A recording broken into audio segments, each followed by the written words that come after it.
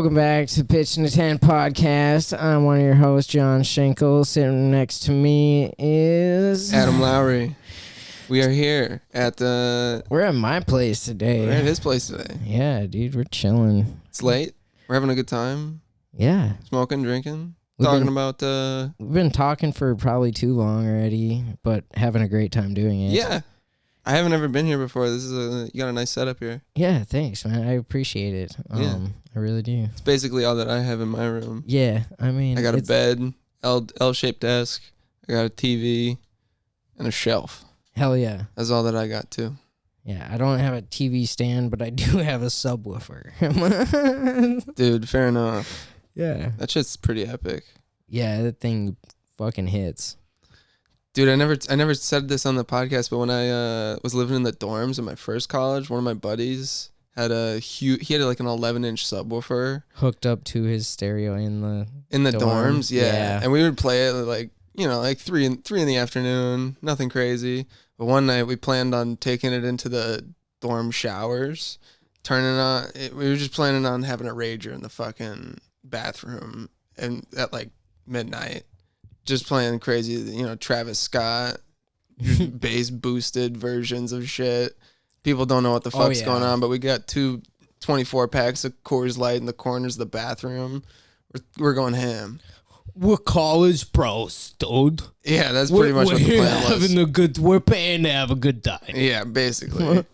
We did not. We never made that go into fruition, but it was one of our challenges to make it so. Yeah, we had a list of challenges that we had to accomplish. Like, what were these challenges? I never went to like college and had college bros. Well, one of them was I accomplished the most of them. I was the most daring of. I'm proud of you. Our group. Trio. It was more of like a penta. 5 of you. 5 of us. Yeah. Just the 5 of us. Yeah. But like the first one that was ever accomplished, I think, was called the Midnight Jog.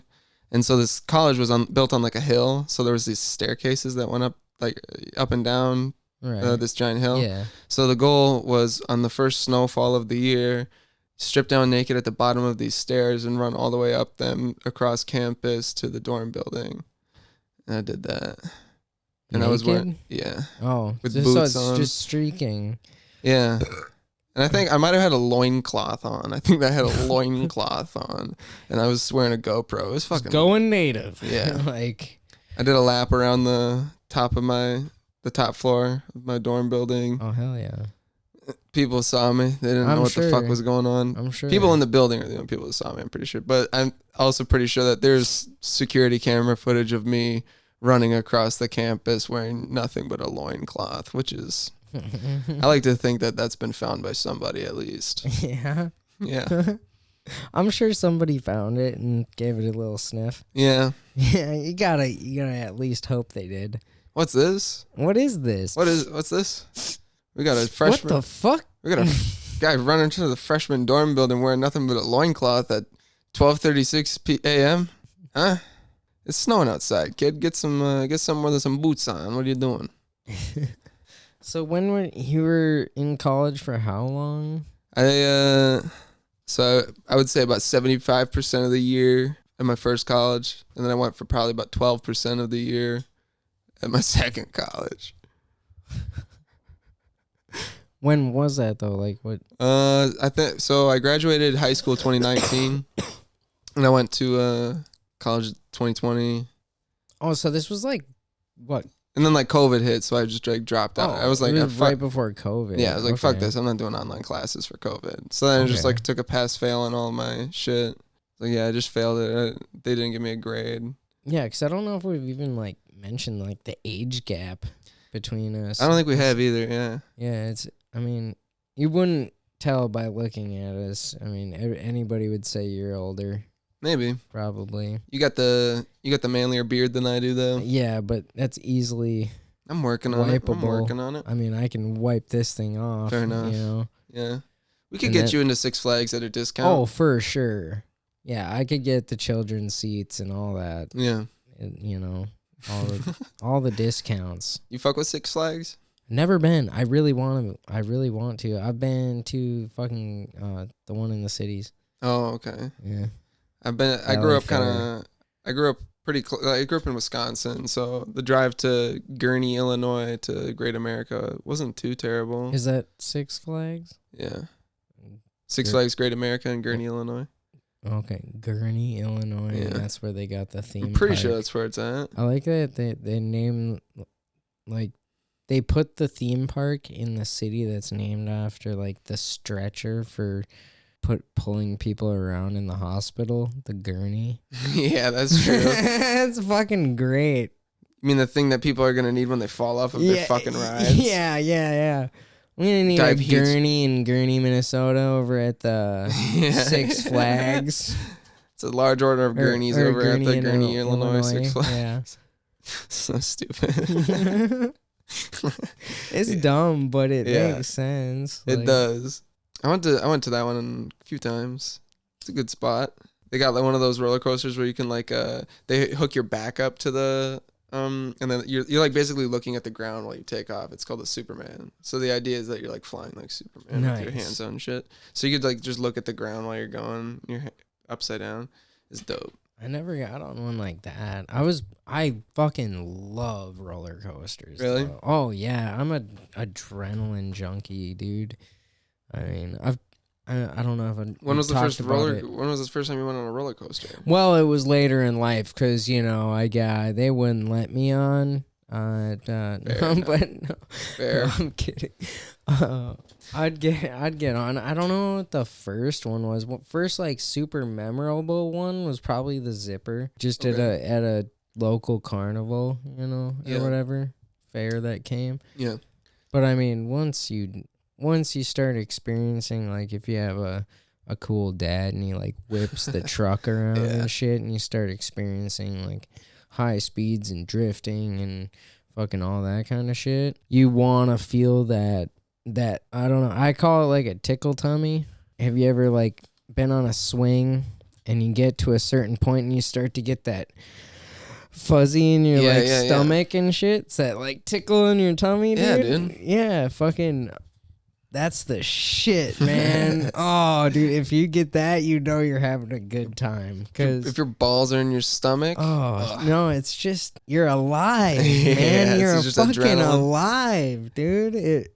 Dude, the first. It's so much better than just sitting in your fucking apartment like I do sometimes and just fucking do nothing but watch TV or a video or play a game. It's just it's more fun when you're actually doing it, but finding that motivation to actually get out there and do the thing. But you're sometimes depressed, so when you're depressed, you don't have the motivation to do it. But when you do the things, you feel good. But you can't do that because you're not motivated. It's fucking just a vicious cycle, dude. Yeah.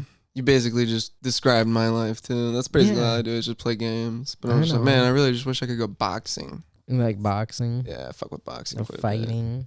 Nah, just like the workout of it all. I just like the cardio. I need to get back into shape. People call me skinny. I mean, you're in shape. At least you're not like a shape. I'm not necessarily in shape, but because I haven't worked out in like years. Yeah, same, dude. I work out just at work. I mean, it's a pretty physical job I got. Before we get too lost, I wanted to talk about the first roller coaster that I went on. Yeah. Because the first roller coaster... Let's go back to the theme parks and shit. The first roller coaster that I went on was called the Whizzer. Okay. And it was basically like... It was very slow. It was made for like... You were in carts with either two people. I was maybe like 5-6 years old. So I was there with my dad. And it took you up on like a loop. I don't know if it went around in a loop like for like circularly. Yeah, it went around in a loop circularly upwards for maybe like 5-6 times. You didn't go down that loop. That's like you were just like watching yourself go higher and higher for like 5 minutes until there was just like finally like a drop that was maybe like 40 feet, and then it was looping around. At a roller coaster? Yeah, it was a roller coaster. Weird. And yeah, it was like, I don't know. So it's like a spiral going up? A spiral going upwards to get higher. And then it just drops? It drops down, and then it goes along like a course through some wooded area around some trees and some shit like that. Is it super long, or it kind of sounds like... It was probably about like 5-6 minutes of a ride, just because going up was so fucking long. That's wild that it took that long. Yeah, I don't know. Maybe like 5 minutes long at max. But first time I went up there, I was with my dad. I had never been on a roller coaster that was like this high before. I was like 5, and I was sitting on my dad's lap, and we go up, and I'm freaking the fuck out. I was just like, this is when I discovered that I was afraid of heights. So we go down this loop eventually. We go through the whole course. I'm screaming the whole time. My dad's laughing his head off the whole time.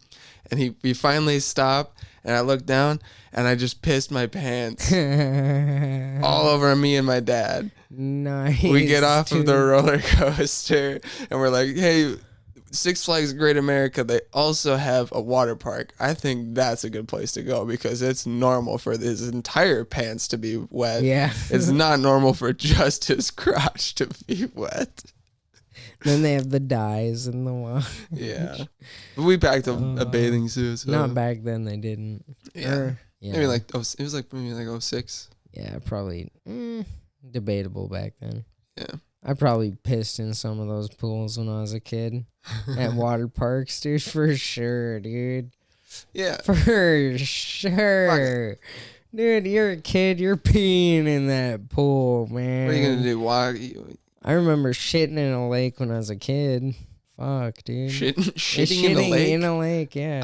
Oh, no. Just Survivor style. Man. It happened. Like, what are you going to do? Yeah. You're swimming as a kid, dude. You're like, feel it, and you gotta work your body to get to land to shit, and yeah, man, shit happens, dude. Oh no. I think that's why that phrase is there, because shit happens. Oh no. I know. That's terrible. It is. Did other people see you shit in the lake? I don't think so. You were alone? I wasn't alone. There was other kids like way out at a barge. Just waiting for you. Hey, what's taking so long? Just taking a dump. No worries. We're chill. No worries, dude. We're good. And then you guys brought toilet paper out to the barge? I was barge? already headed to the like land to try to to go take a shit. It just fucking came out, man. It's tragic. It's like fucking like 7 or something like that. I don't know. Did you pull down your pants, or did it get all over? Did you pull down your pants? And just it was a solid dunker, dude. I mean, when you're okay. in the water, you like float it out. You're like be all Snicker bar in the pool. Yeah, literally. At least it's a lake and not a pool. Yeah, like, I mean, come on, dude. Yeah. It's not that bad. I can't say I ever shit in the pool. It's kind of bad, but I never it's not shit in that the pool. bad. You know? I didn't shit in a pool, but I remember my sister shit in the tub when she was a kid. She was older than me. My whole life, she's been older than me. What the fuck? No. Are you serious? Yeah, dude, for real. It's fucking crazy, honestly, if you think about it. I'm trying to keep catching up, but it's just a little bit quicker. Yeah. Yeah. Fucking annoying. She's ready for it every time. Beats you to the punch. Fucking bitch. She got a little bit longer legs, shorter torso. We level out, but. So she shit in the tub? Yeah. When she was like, I don't know, 4 or 5 or something like that. Oh, okay. I was young enough to old enough to remember. Memory. Yeah, this is like a formative memory. Yeah. Your sister shitting in a tub. Yeah, dude. Like, I just remember seeing the shit in the tub. You ever talk to your parents and you're like, how big of a shithead was I when I was like, before I could remember all shit? the fucking time. Really? Yeah, my dad is cool as fuck, and I have conversations with him like that all the time, dude. Like, even about my friends, he's like, God, that kid was a fucking asshole. Yeah, he's like, I was like, so was I. He's like, you're not fucking wrong. My older sister, I think it was either about her or about me. I'm pretty sure it was about her. But when she was like 2 or something like that, she took off her diaper at home in her room, and she took out the shit and she started coloring the walls brown with the shit. Yeah. Yeah. Nice. My parents walked in and they're just like, that's not crayon. Painting. Yeah. Hell yeah. Ugh. Finger painting with my poo. Ugh. I remember I cut my sister's hair when I was like 3. Oh shit. Yeah. She let you go at it? Yeah, she told me she wanted me to cut her hair, and then I did, and Mom and Dad saw, and then I got in trouble. What? Yeah, dude. Why did anybody get in trouble? Just what's it all about? I got in trouble. Yeah. She asked you to do it. Yeah, exactly. They weren't believing me. They never believed me. I've been the shithead ever since. Yeah, but how badly did you cut it? Did they just see you doing it like... It was her fucking bangs, dude. They were growing back. Fuck her. Yeah. She was a kid. I was a kid. She told me to do it. They weren't even, like, around. They obviously weren't fucking there. They would have seen me with scissors. And her standing there calmly. Like, what? 2 years younger were, like, fucking holding her at, like, 3 years old, cutting her hair as a 5-year-old? What? Just waiting. You're just like sleeping. You're waiting for her to fall asleep, and you cut her bangs as a 3-year-old. No, you're that dude, devious. we were standing right next to the dining room table. Like, fuck off. I guarantee you the hair is still on the floor where it got cut. She let me do it. Yeah. I would have been freaking out, but she let me do it. I didn't. And my sisters would have thrown me under the bus. At that time, I just wasn't big on talking and shit, because she'd overpower me when I did try to talk. So, like, I was just like, fuck it, dude. Oh, okay. Just like, fuck this shit. Already at that age, I didn't know fuck this shit, but I was like, fuck this shit. Yeah, definitely. I felt that a lot as a kid. You remember saying your first swear word? Oh, yeah, dude. What was it? Fuck. What did everybody say? I don't know. How old? Don't say that. Oh, okay. Probably. I heard it because my dad and my mom were in an argument. It's always when a kid hears their first swear word, dude. Yeah.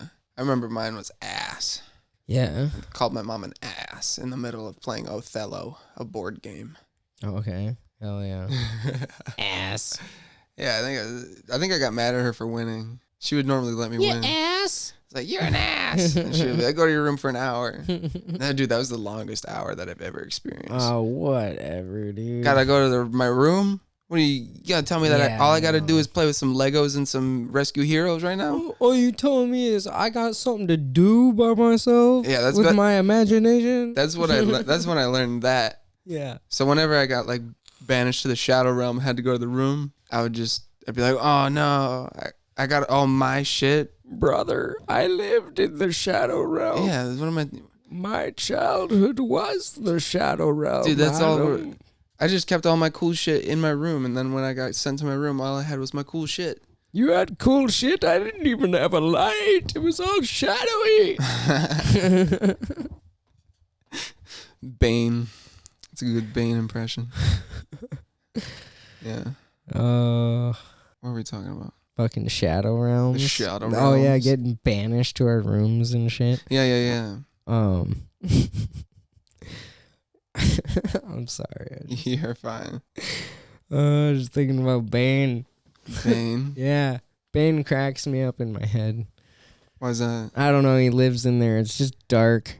What do you mean to tell me you didn't have one candle where you're from? You mean to tell me one candle? Well, we had a candle, but no lighter.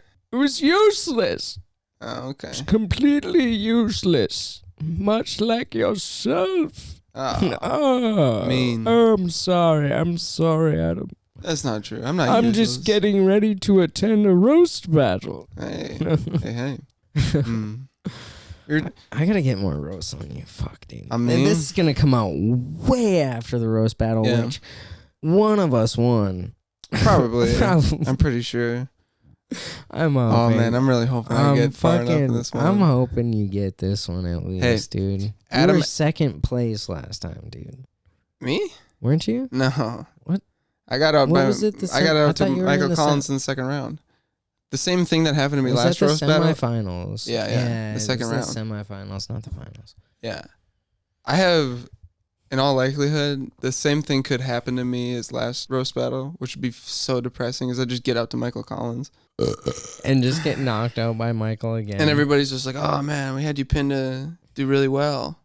It's like, yeah, whatever. Well, I was going to say we, but I already heard, Some people. Some people have some hot takes here. Yeah, some people got some real hot takes, especially for not being in it. Yeah, we're performing for these people at some degree. We gotta let them have their opinions. Oh, absolutely. But if I get out to Kyle Barber in round 1, I'm gonna hang myself. Hot takes, folks. Yeah. Hot takes. Yeah, I don't know, man. Like I was saying, like I feel like I was in for a while with the scene. Yeah. But now I just like have been busy. I was really busy throughout the summer, and I didn't go to a whole lot of mics. I went to as much as I could, and I did as much as I could. But then life now happens. I'm just like I kind of have a little bit of a slower season now, and I want to keep devoting a little bit more to work just because they're the people paying my bills right now. I'm not able to pay my bills doing stand up, and I understand part of that is just like I'm not good enough at it. I just got to get better. I got to be more, fluid on stage. Don't have to look at my notes quite as much.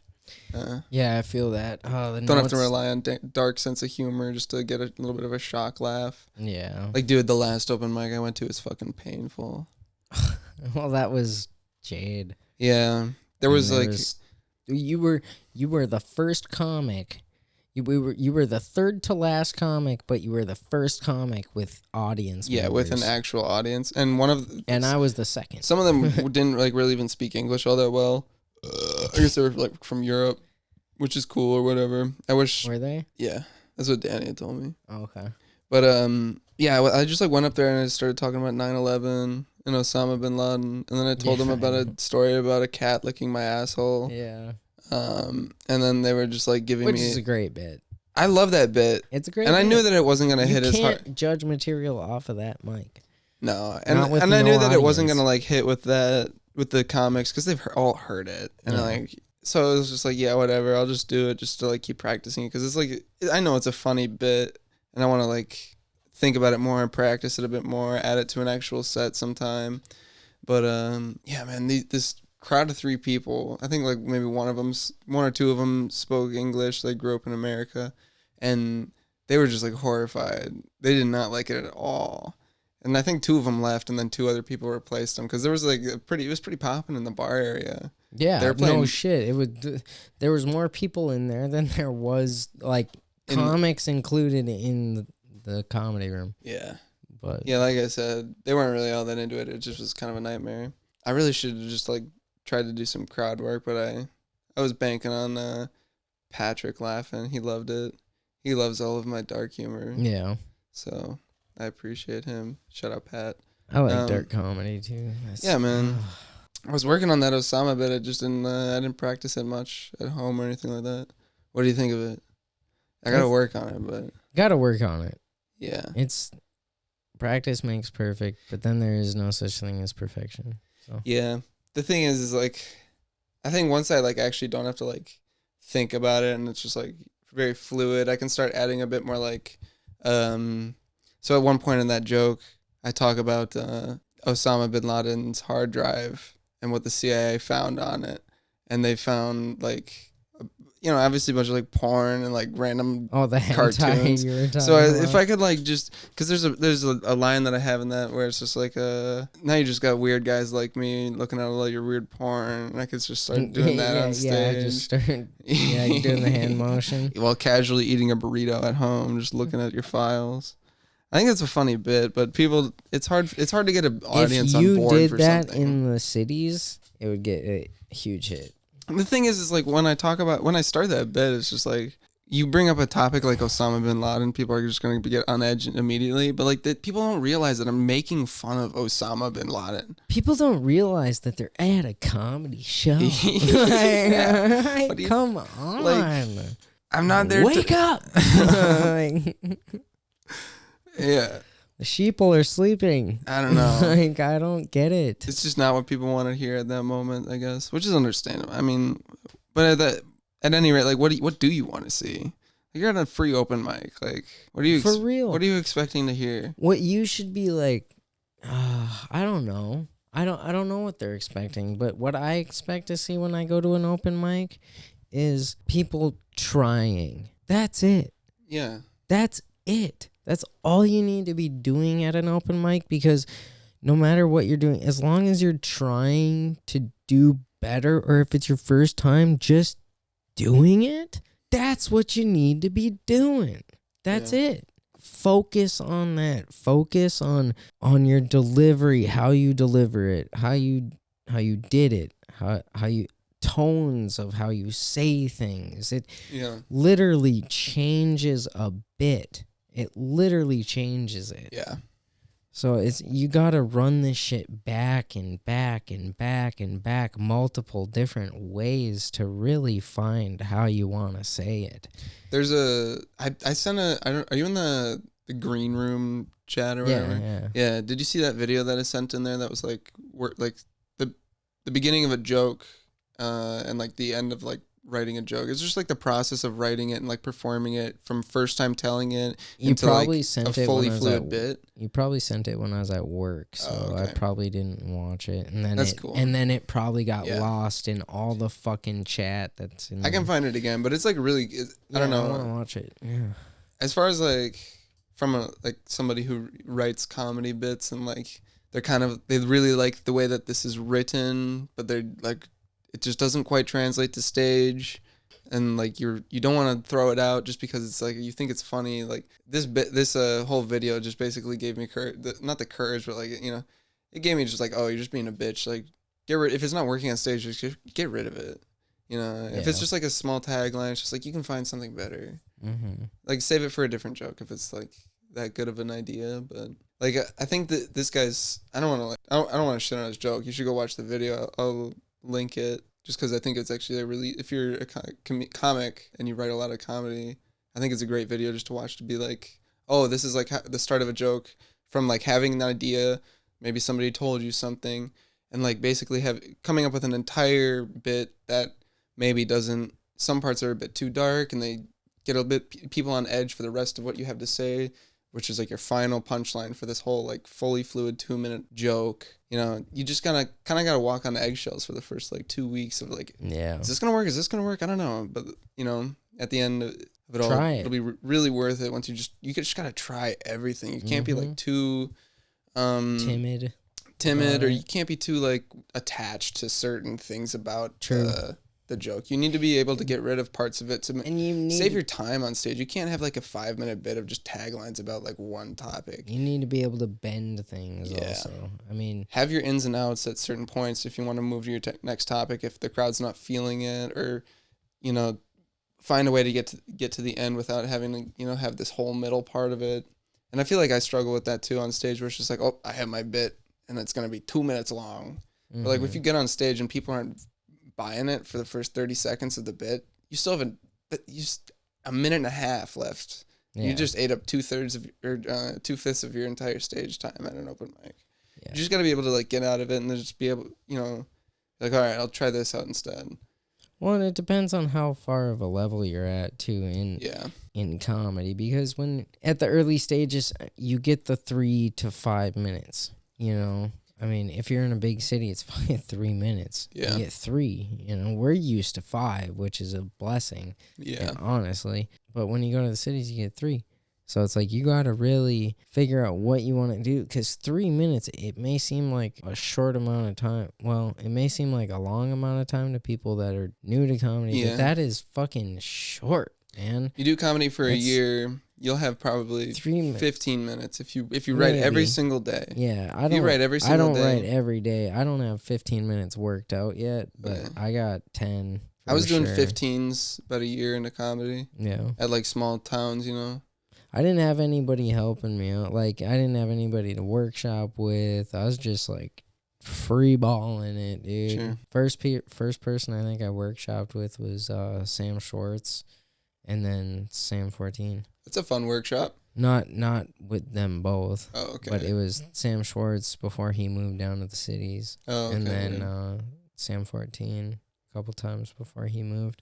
I wish I could have... Actually, more like quite a few times. I wish I could have workshopped a little bit more with 14 before he moved. I fucking love 14. I hung out with him a decent bit. We went down to the cities once just to go to some open mics together. Oh. Dude, I wish I would have like gotten hitting up for some of those if I was like available. I would have rode down, because I mean I. Well, the thing is I got invited by somebody else who used to go down a lot. I don't want to. Yeah, I couldn't afford. I don't want to dox him because he doesn't like go to mics anymore. Drive.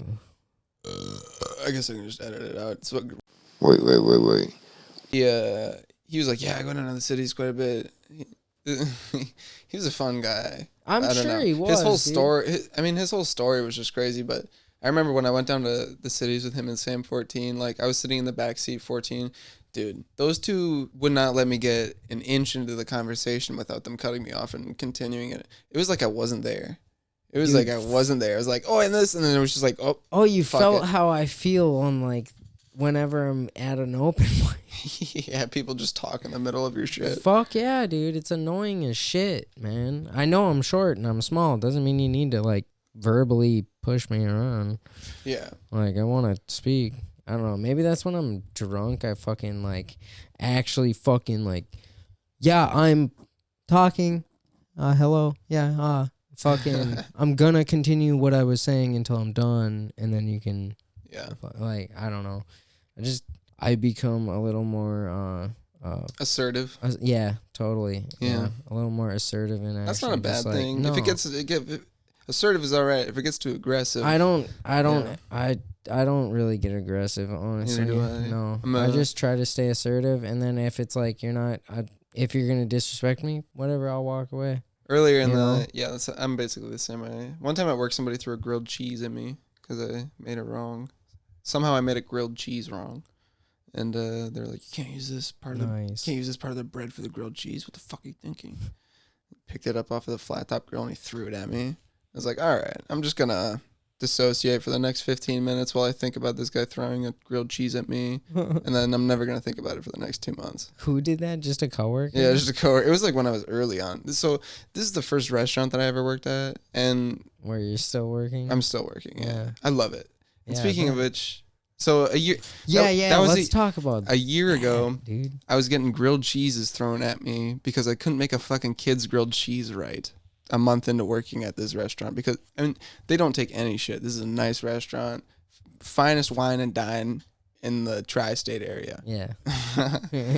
But it's a fancy way of putting it. Yeah, I guess. But we had a Michelin star chef come into the business tonight, and it's not that busy of a season. We don't have a whole lot of attraction just because it's cold. People don't want to travel. It's a little out of the ways from town.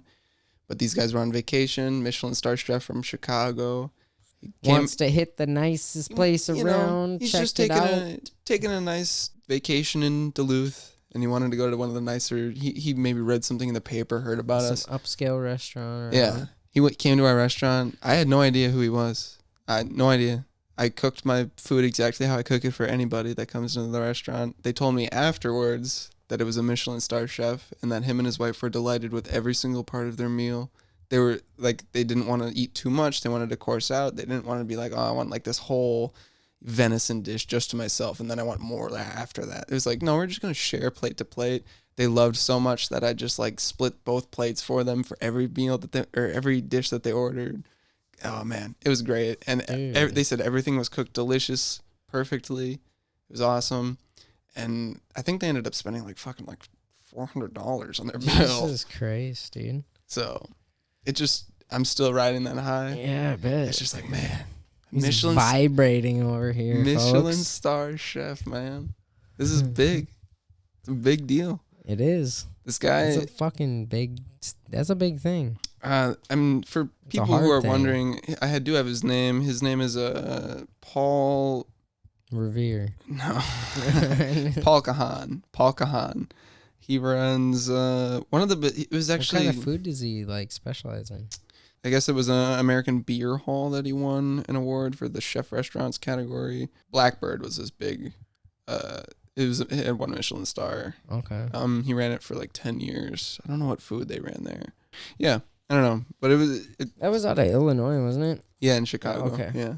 So one thing about Paul Kahan is that he also, I don't know what connection he has in the Bear, but I think one of the characters like basically was like, oh, these are my credentials for why I should work at this restaurant that they filmed for the Bear, and she worked as an intern at Blacklist, which was a big, I don't know.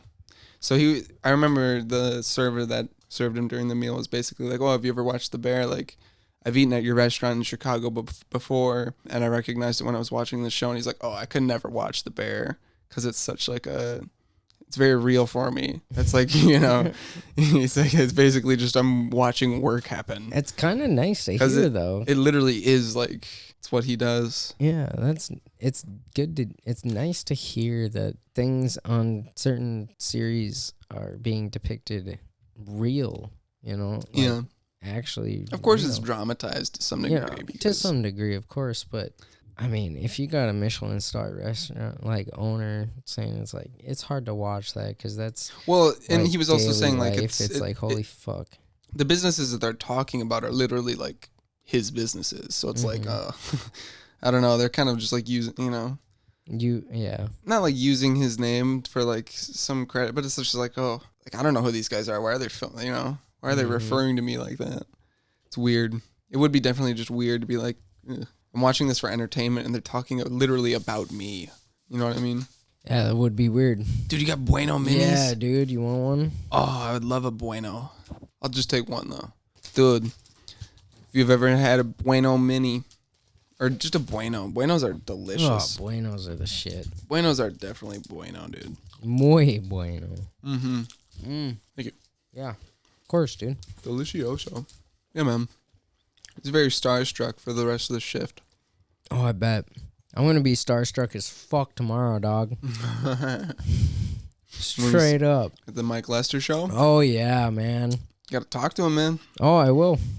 For sure. I remember the first comedy show that I went to was at Ryan. It was for Ryan Sickler. I think it was at Rick Bronson's House of Comedy in the Mall of America. Okay. And I've been there once for Bob. Yeah. Yeah. Yeah. Funniest person with the day job contest. Goddamn right. Yeah. And we'll have him on. We'll have him on for sure. We've talked about him before. Oh, yeah. Early episodes. Yeah, I remember seeing Ryan Sickler he was like going to the bathroom, just chilling outside the club. He wasn't inside, and I was like trying to find my way in through the mall to get there, Yeah. And I was just like, oh, what's up, man? And he was just like, hey, man, how you doing? And I'm just like, oh, it's like so nice to meet you. I'm super excited. This is my first comedy show. And he's just like, oh, man, I hope you enjoy it, man. It's really nice to meet you. He was the nicest guy ever. And I didn't want to like bother him too much or put any pressure on him. Be like, this is my first comedy show. I don't know what to expect. It's just like, that puts a lot of pressure on somebody in his shoes, Oh, for sure. Just 'cause it's like, man, this is going to be like a fan for life. He's going to remember this is his first comedy show. And man, he did not disappoint. Ryan Sickler is an absolute, legend. I don't know if you know who Ryan Sickler is. He runs a Honeydew podcast. Mm-hmm. I love him, man. Yeah. So I was on the Patreon. I texted him I messaged him after the show, just like, hey man, that was my first comedy show. Absolutely, blowed the roof off the place. Loved every second of it. Just get a little short message. Yeah. Let him know I appreciated him. He never responded to it. Yeah, I don't think those bigger names really ever do. It's hard to, Oh, well, of course. Just imagine. You can just only imagine, folks. The numbers they're putting up, it's so ridiculously hard. It's crazy. Like the first intimate live professional comedy show I saw. First few were all at Acme. First one was Curtis Cook. Yeah, he's really funny, dude. I've seen his stuff on Facebook. Like, just I think I have him added on Facebook, dude, but I haven't ever seen him live. He's really good. He's got a bunch of funny ass material, and he is super hilarious with crowd work. Like he does, it's different for every show, obviously, but it was through like 3 different parts of his set. He like did callbacks to these multiple different crowd work pieces he had going on. It was insane. I couldn't describe it to you to make it funny, but it was insane. I was blown away. It fucking blew my mind off because like there was one person with like a couple with multiple like kids, but only one of them was like their own legitimate kids. Okay. Like the lady's sister had passed away, and like they took on her kids and shit. It was like, and he was like trying to make a joke of it, and then she said that, and he's like, "Oh fuck, how I'm the bad guy." Like he's like, "How can I make this good for me?" Yeah, like it was just like fucked, and it was hilarious. What would your reaction be if somebody, because you have 2 kids, right? Yeah. And what would happen if their mother remarried somebody and that dude is just like, "Hey, you want to be my kids now?" What you mean, reality? Yeah. What's going on in my life right now? Is that actually going on? Yeah. Oh no. Yeah. That's fucking blows. Yeah, it's pretty. Hey, for those, I censor every single one of those that I can, and he stopped halfway through on that one, man. He's learning, folks. You'll be hearing less Scooby-Doo laughter in the future. Trust. But I'm working on it, all right? I'm working on it. Yeah, what Rome wasn't built in a goddamn day. What is that like? I don't know. I don't know. You gotta just fucking deal with it, I guess. I mean, I don't know. It's not pleasing. It's not very nice feeling. Kind of fucking like a little pit in your chest, like the opposite of adrenaline. You know, like the tickle. It's like the opposite of that. It's like a slow burn. Yeah, it is. Man, kind of, you know. I mean, when you're with someone, like, as long as we were together and you got 2 kids with each other and you like chose to have 2 kids together. Yeah. And then like they do wrong and I couldn't forgive it after a certain amount of times. So, because insanity is just repeating the same thing over and over again and expecting a different result, and I'm not insane, so I had to do something about it, and I did, for the betterment of myself and my children. So I had to get them away from a negative situation, but the state decides, well, as long as they're clean, this is a woman's state, so we'll give the kids back to the mother, even though they were the person doing things wrong. That's pretty fucked up. Yeah, it's pretty terrible, even though I was, paying for everything for 2 years straight. Dude, there was not to interrupt too much, No, you're but good. there was when I was in treatment, there was a woman who was in there with me, and she was like, "Oh, the state's trying to take my kids away." And they're trying to give the kids away to my ex, but he's like just as dirty as I am. He just didn't get caught. So like a lot of those, if one of them is dirty, tell you what, I wasn't doing math. Oh shit! Right? So is that what she was? Yeah. Oh yeah, no! I found it in my kids' room, dude. In the closet in a bag on the floor. I'm not okay with that. That was the last fucking straw. That's nuts. Yeah, I'm not cool with that shit. Yeah, of course. Fuck that. Yeah. No way. Yeah. Well, good job, Minnesota. Yeah. You're awesome. That's you know terrible. what's right. I had no idea that was yeah. what was going on. You don't like to talk about that, but I can edit this out if you want. Nobody ever asks, so. You told me to become a better interviewer. Yeah, you're doing it. I'm asking the hot questions. Yeah. Yeah, I don't know. That's part of the reason why I've been debating whether, I have a hard time dating, so it's hard, Yeah, me too now. I can't be like the person who's like oh man, when I have kids, when like it's hard enough for me to find somebody to have kids with, somebody who will let me have kids with. It's like, yeah, when I have kids in the future, so it's like, just find the right person first. I mean, yeah. And then like once you think you found the right person, wait a little longer. I'm working on it, man. There's one girl that I've been liking for a while. I've told you about her. Yeah. She, yeah, man. You talked I think about she's the busy date last tomorrow, but I was episode. what'd you say? I said, I think you talked about the date last episode. No, I ghosted that chick. You said she was a little fucking yappy. Yeah, I don't know, man. I couldn't keep up with her. Yeah, I wouldn't. And I don't know what, I wouldn't be able to. It was just like, man, we just hung out. We went bowling. But, like, you keep asking me the same questions every day. Blocked. Sorry. Bye. So is this other one the? Wait. Yeah. Oh no. I'm gonna edit this so hard, dude. This is gonna be an We're edited doxing ass everybody episode, this dude. episode. We're doxing every Dude, person we know. Fuck yeah.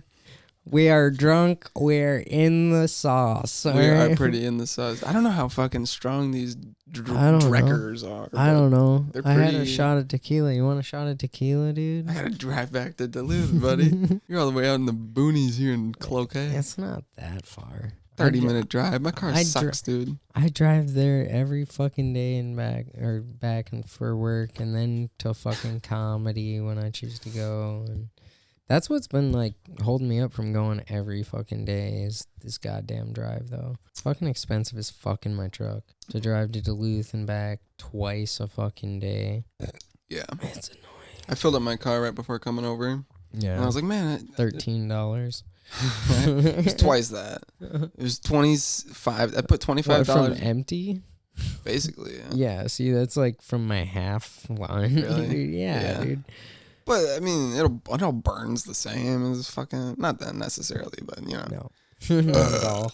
Not at all, but Like a Koenigsegg or a Bugatti Veyron flat out at like top speed flat out will fucking drain its tank in like 7 minutes. really, Yeah, that's gnarly. yeah. But yeah, You can like physically watch the dial go down as you go. It's fucked up. I drive a 4-cylinder, so Yeah, know, you ain't gotta worry about that. But yeah. $25 of gas can get me about 4 hours of highway driving. You know, yeah. it's a pretty decent amount of time. Yeah, dude, we need to go to the cities in your car and back. Yeah. Like, yeah. You should drive though. Yeah, I can probably do that. I fucking hate city driving, dude. I love city driving. Dude, on my way to Jade the other night, I almost got fucking railed by. This isn't even like a big city. You were supposed to be following me. Yeah, but it took a little longer. My roommate likes to be like, "Oh, this is what, you know. Let me tell you about this bit." Oh, He's he makes me laugh a lot. Yeah, but he doesn't like give me like bits or anything like. But he's just like in the middle of playing his guitar, I'll just be like, yeah, like he'll just tell me like something like hilarious. He'll just, in the way he says it, he'll tell me like a story about his dad. He'll just be like, yeah, so like my dad was telling me this story about like when he was talking to his grandparents, and he asked like for some reason his grandparents started telling him about the first time they interacted with a black person, and I was like, dude, you can't just like dump this kind of hilarious story on me right when I'm about to leave. Yeah. It's like you need to like.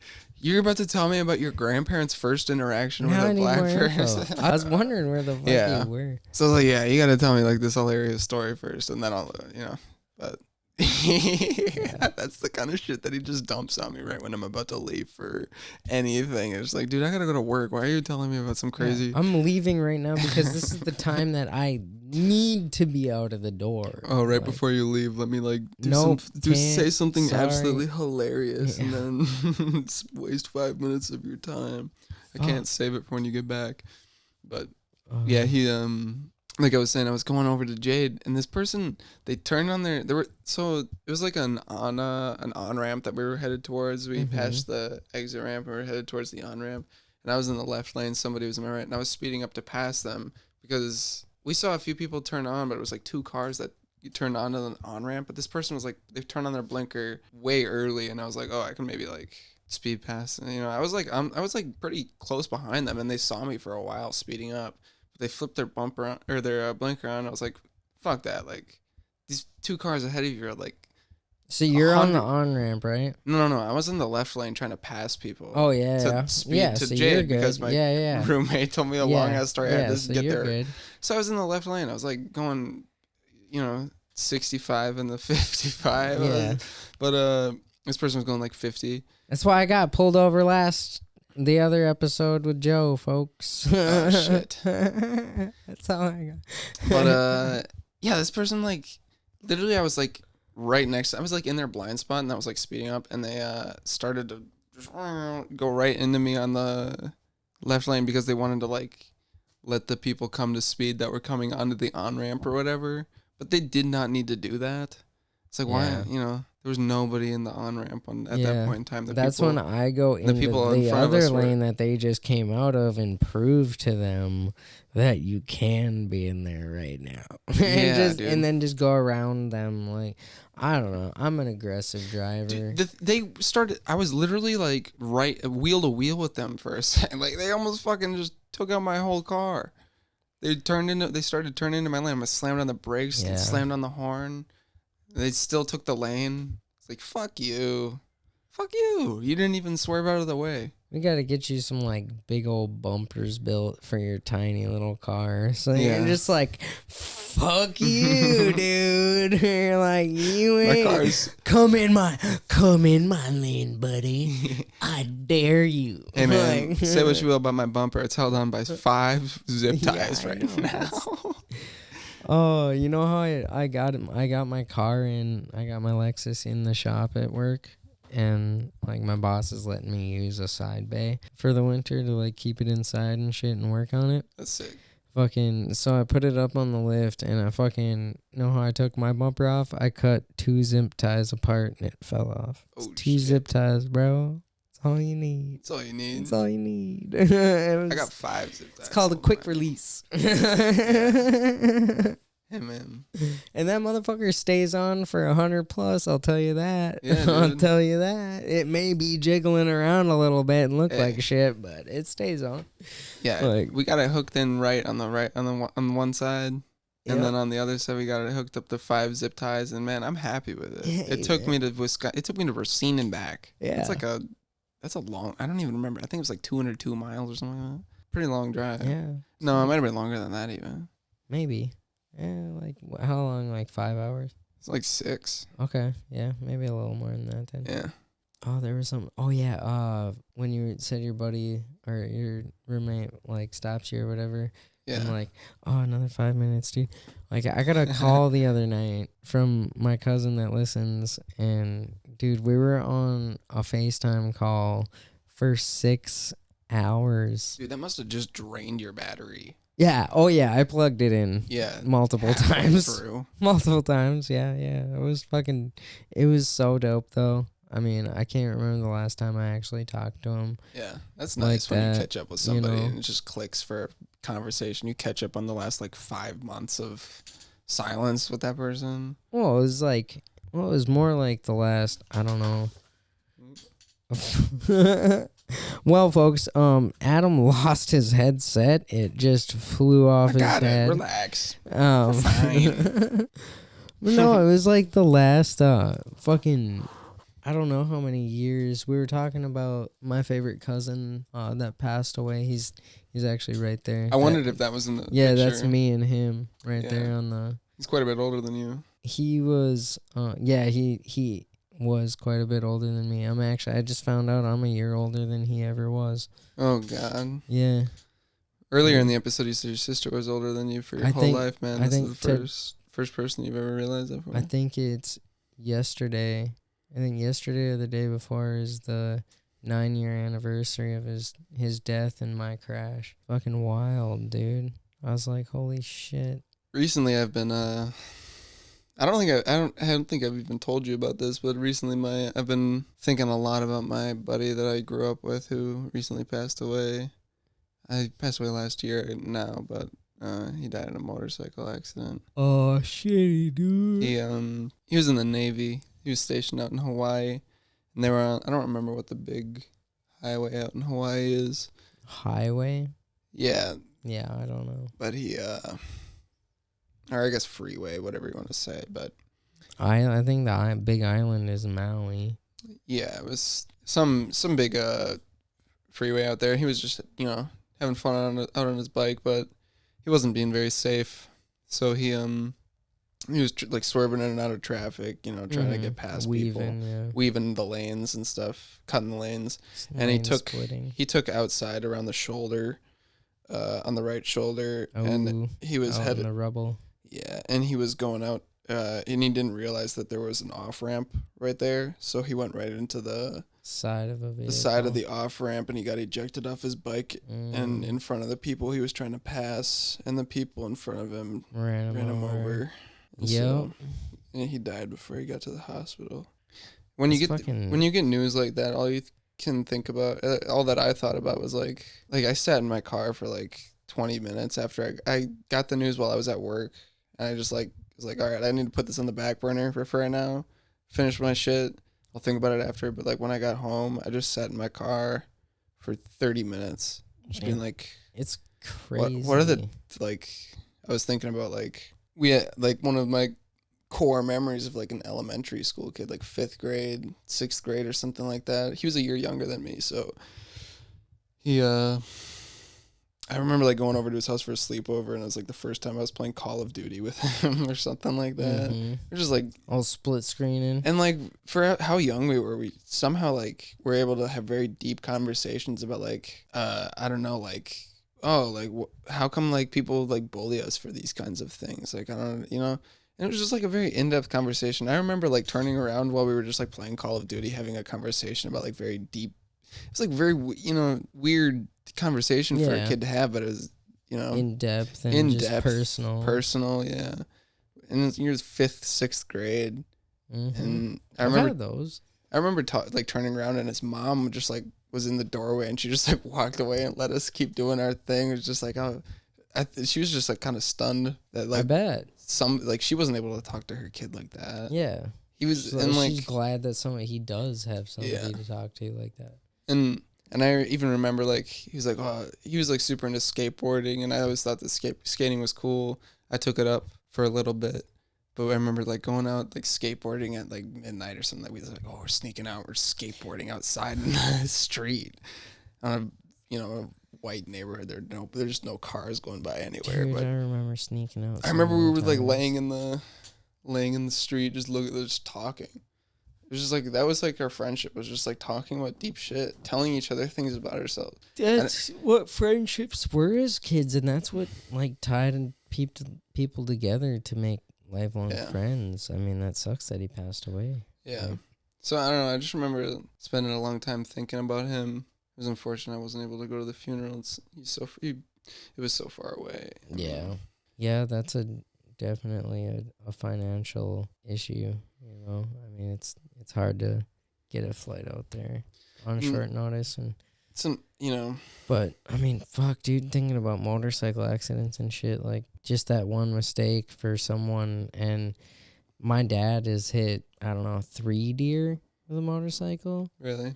Yeah, and my brother is split 4 in half with a motorcycle. The same motorcycle. My brother split 4 deer in half with the same bike. That's nuts. That's a good bike. Yeah, Gixxer GSXR 1000 Suzuki. Did he get knocked off the bike at all when that happened? He just went straight through it. How much speed do you lose when you hit a deer? Quite a bit, but you gotta be going like at least like 150 when you hit it. Holy fuck. Yeah, you gotta commit. I mean, you don't swerve at that speed, dude. Yeah. And he got really fucked this last time. He was on his way back from, I think he was out west. He was like on his way back from, I think my uncle's place out in Washington. Okay. This Washington State. And he was coming, or no, that was my dad that hit the deer out there. I really want to go to Washington. My dad hit the deer on the way back from Washington, on his bike. And then my brother did this. A deer jumped out onto the road, and like it jumped out going farther from his lane, like to the next lane across. Sure. You know, so he stayed true, but he hesitated for a second with the throttle. He let off for a second and then got back in it. And that hesitation was the difference between him hitting it and not hitting it. Because if he wouldn't have hesitated on the throttle, he would have flew right past it. But instead, in that hesitation, the deer circled back the way it came, and he hit the shoulder of the deer, and it fucked my brother's shoulder up. And then it fucked his his steering, his left handlebar was snapped, and then he fixed the bike. He rode it away. He rode the fucking bike away, with a broken dude. arm. Like, that's gnarly. Yeah, and I don't think he broke his arm that crash. This next one, fucking like, I think the bike's pretty much totaled now. Dude, I think because he hit the back of a truck. In an ideal world, I think everybody should have like a bike, like a motorcycle. Oh, for sure. Because in my world, they do. There's so many people like driving a whole ass car, and I understand. You need to respect. Yeah. You need to understand and respect. In an ideal world, everybody's riding a motorcycle, so that's why I would want to have a motorcycle. But we don't live in an ideal world, and the danger about riding a motorcycle just like casually, like as your main mode of transportation, is other drivers. I think that if you can't get a motorcycle's license, you shouldn't get a driver's license. Because if you can't understand the other vehicles on the road, then you shouldn't be driving on it. Well, then because you could say the same thing about like a CDL or something like that. Well, yeah, but that's easier to understand. Motorcycles are small and fast. Yeah. Dude, they can appear out of nowhere. There was literally nowhere. Like, if they're moving at 180 miles an hour, which they're possible to do, I've done it. You can do 180 plus. You can do 200 plus on a crotch rocket. Dude. If you really want to. If you really want to. I wouldn't go faster than 90. You can outrun a fucking Motorola on a crotch rocket. I'm fucking serious. That's radio waves, motherfucker. Like, that's if you're smart enough and you know the area and you know the fucking roads, you can outrun a radio. And you can outrun cameras. The fastest cameras are toll booth cameras, and my brother used to work out in the oil fields in North Dakota on one of the only Canadian oil rigs. They're called Trinidad. And they're allowed to come over from Canada and drill, and they like pay way more than any American rig. But a dude he was working with was like heavy into rockets up in Canada, like cross rockets and shit. And he said the fastest cameras are toll booth cameras, and he said what was it, like 170 plus? They can't read your plate. Oh shit. And that means he's blown through a fucking toll booth camera like with the bar down, and the space between like the booth and the bar, the opening at the end of it, is the width of a bike. Or he's just ripped off the fucking... No way. That would fuck you up at 170 miles an hour. That would fucking hurt. That would blow you off your bike. It'd be like getting clotheslined. Okay. Dude, that's like gnarly. You thread the needle on those motherfuckers. Yeah, that's scary as fuck. My brother could have went pro on like pro GP. Damn. Yeah, he should have. Because he treats the road like a circuit. And if he was actually on a circuit, he'd fucking demolish. But he's beat up his body so much now. Yeah. Is he as small as you are? He's a little taller. He's bulkier, too. He's a beefy motherfucker, dude. Are you the smallest of all your brothers? I am, for sure. You're the oldest, aren't you? I'm the youngest. My bad. I'm the runt, man. I'm a little pipsqueak, dude. Runt of the litter? Yeah. You don't have any sisters then, right? I do, yeah. Oh, okay. My sister's... duh. She's like almost 2 years older than me. Yeah. We were just talking about catching up. Yeah. So the four of you total? Yeah, well, technically, I mean, me and my sister are two full bloods. Yeah. My oldest brother is a half brother. Okay, he's a mudblood. Yeah, and then my other brother Corey, he's not technically my brother. He's my half brother's half brother. Oh, okay. But we've always considered each other brothers. Yeah. So it's very water's thicker than blood sometimes, guys. Fair enough. You know. That's the other thing about having kids, man. Is like I don't want to have a kid and then get divorced and then have like a weird... You just got to make sure that the kids... It's all about the kids, man. Like, if you being apart from the person that you made them with is better for the kids, that's better for the kids, and that's better for everybody then. Like, as long as they're not taking you for everything you fucking have. Sure. You know, so then you can't give the kids a good life when they're with you, because then that's shitty. That's taking from the kids. That's not helping them at all. I've thought about just I work with somebody who's 53 or so, and happily married with his wife and doesn't have kids, and that's always seemed like a viable option for me, just to not have kids ever. It is. It's like, man, I don't know. Like, I want a vasectomy, dog. Really? I'm good. I got 2 daughters. They're gonna make more. Yeah, like, fair enough. But then at the same time, it's like, man, I don't need a son, because then he'll really be like me. And I do not need to deal with one of those little motherfuckers. Yeah, you know yourself well enough. I that know you don't myself want well enough, because my oldest is enough like me that I'm gonna have a problem child daughter that like. She's gonna give me shit, and she's gonna listen to this in the future and be like, "You're an asshole." Like, I'm just real, okay? I'm just speaking the truth, because she'll look back. Dude, she used to fucking pound her head, fucking, like, when she'd get mad, fucking, like, bang her head on the floor and shit. I'm like, no. Like, what are you doing? You're giving yourself CTE. Yeah, like, what are you fucking doing, kid? Stop it. Save the CTE for the dirt bikes. It's like when she wouldn't get her way and shit. Like, I'm like, come on. Like, you're better than this. I think I'd be a fun dad, but, like, at the same time, I know myself, like, I'm terrible enough at relationships that I can't keep a woman happy for longer than 2 months. I mean, my kids think I'm funny, so that makes me happy. But what I'm saying is, like I was saying before, I don't want to have a kid and then get divorced. If I have a kid with somebody, well, just don't get married. You don't have to get divorced. You can have a kid and not get divorced. I mean, like, in the sense of, like, You want the same storybook family. Yeah. So, because that's what I grew up with. My parents are still together, and they have 5 kids. That's like 5% of the population. Yeah. Very, very. And I mean, I could obviously see that, like, it weighed on them, like, having, like. You think they're are they happy? I think now they are.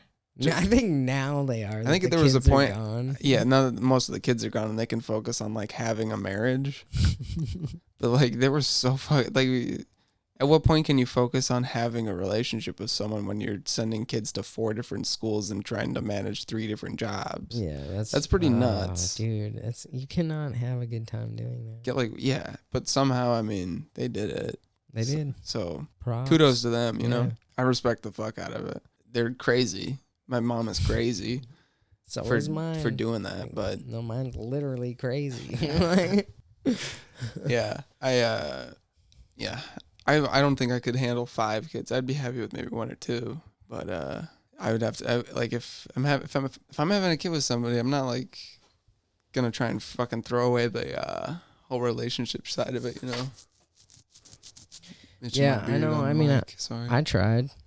It's a 50-50 thing, dude. I mean, even if you're all in, you don't know they're all in. The thing is, too. So I'd probably if I was married to somebody, ideally, and then I decided, a couple years down the line we have a kid, I'd probably like reinstate marriage vows right before having that kid. Just like, listen, remember when we had that kid, we reinstated our marriage vows? We're not fucking leaving this kid behind. They're coming with both of us. I would write it in that child support on either side is not a thing, could not be a thing. You both get, if you did split, you'd equally share the kids 50-50. Yeah, so could you write that into a prenup? Yeah. That's pretty cool. I'd imagine so. You can write anything into a prenup. I fuck with a prenup. But, I mean, you can write in that you want it's not a very Christian thing to do. Half of the breast that you paid for back. I don't know. Like, I'm pretty sure. Yeah. I don't know how them work. I never got married. I was engaged. I pulled that shit off just in time. Yeah, I would. I fuck with the idea of a prenup, but like I said, it's not a very Christian thing to do, and my family wouldn't really fuck with it. But at the same time, it's like, why do I even need to tell them that I got one? Yeah, but what? It's not about your family. It's about you, dude. Yeah. It's about you and your happiness and your. It's like assurance. Like, exactly. Like your I don't know, like self. See, in my mind, from the perspective that I was raised with, if you get I talked about this like in school. Like, I went to a Christian high school. Mm-hmm. We had a section and we had a religion class 1 hour of the day.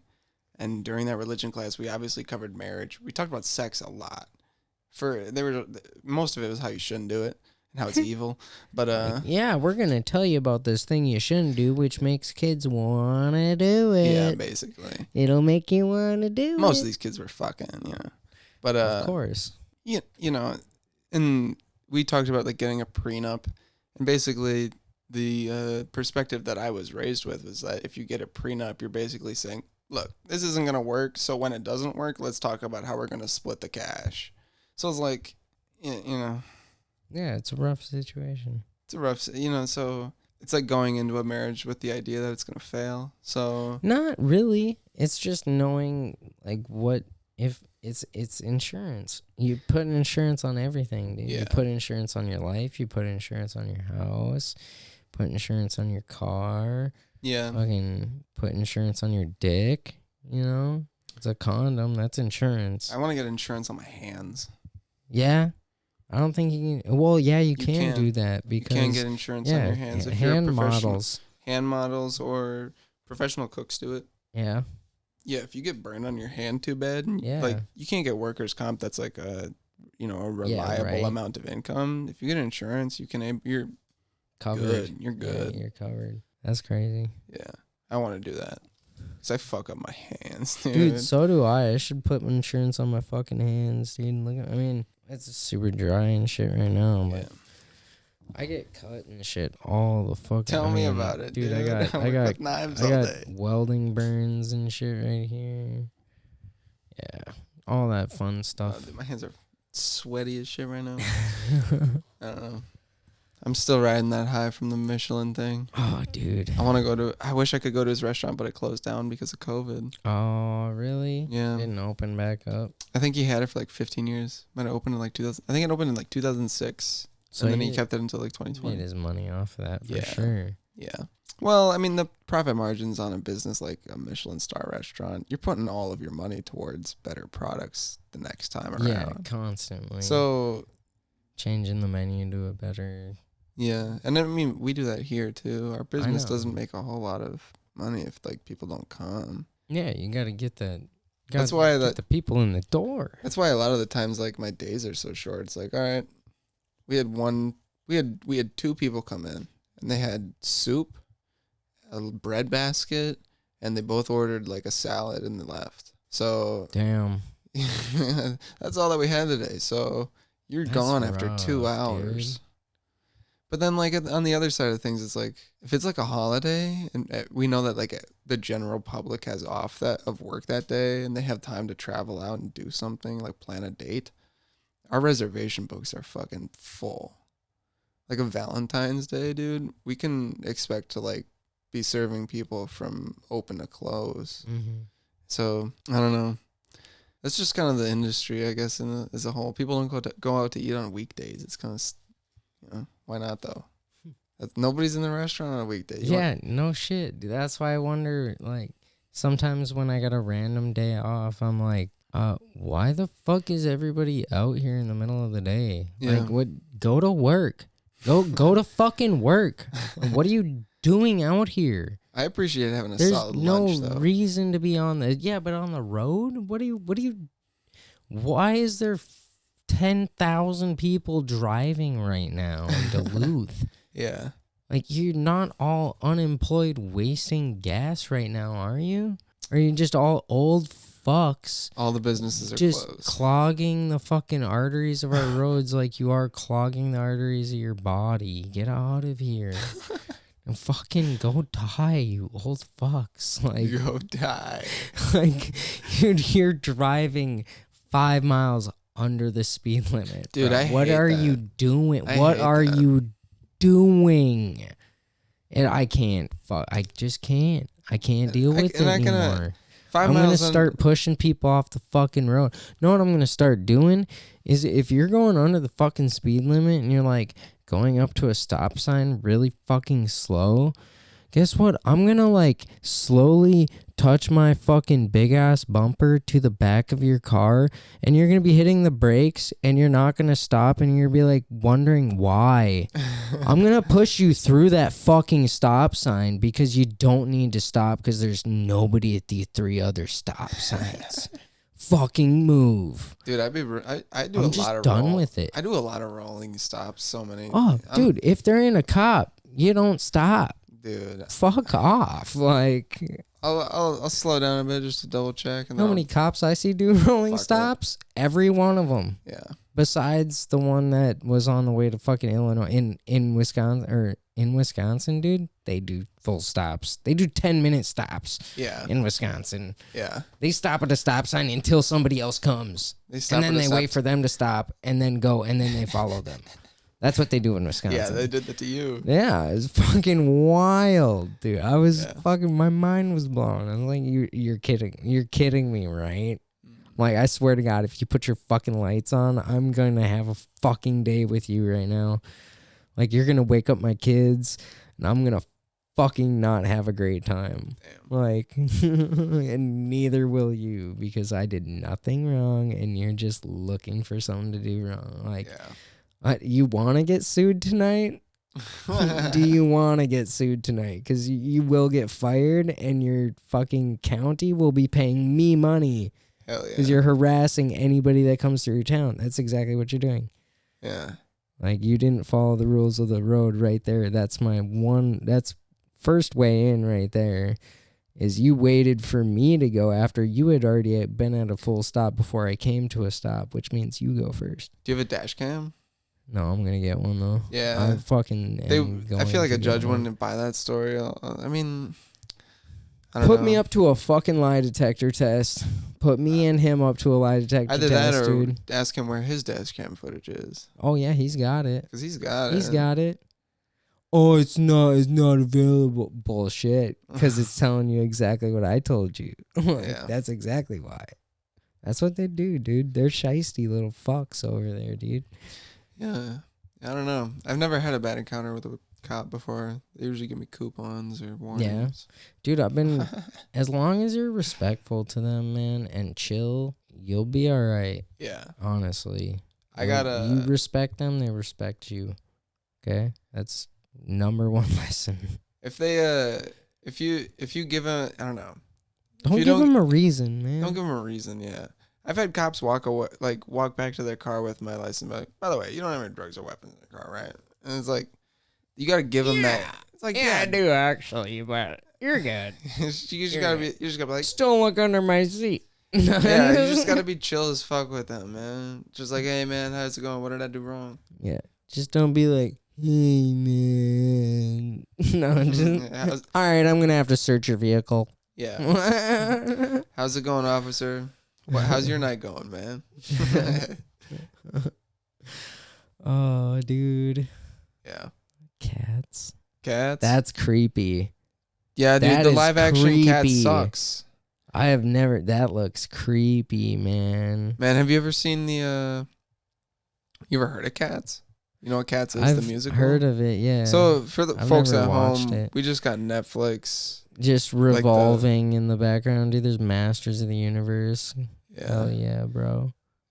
Cats, man. My mom had Cats on DVD. It was a Broadway musical. Yeah. I looked that shit up recently. I heard it's like a good Broadway, but I mean it's kind of. Oh, sorry, folks. Overdone. Like it's been done a lot. Yeah. Like the original. I mean, it's good. Like once in a blue moon. Yeah. Like I don't know, a navy moon. But yeah, just about as good as those beers are. You know, as often as you drink one of those. These? A blue moon. Oh, a blue moon. Yeah. I don't drink a blue moon ever, dude. Yeah, every once in a blue moon. I thought about making a joke about that. Like, have one every once in a blue moon. But, like, you'd have to have a blue moon or something. It'd be so stupid. It would be pretty stupid. Just dumb. Something you put in a sitcom. Fucking put on Friends. Just some trash. I hate Friends. Proof that trash can get big. Man, I'm not a fan of like the laugh track sitcoms. I mean, I tried watching Seinfeld just because people have like a respect for it, and I was like, I mean, you got to look at it. You got to look at it from the time that it was made, though. Yeah, I understand that too, but But yeah, no, I get it. In this day and age, I though, like there's How just I like Met Your Mother. Does that have a laugh track? I don't know if it really does. Maybe it does.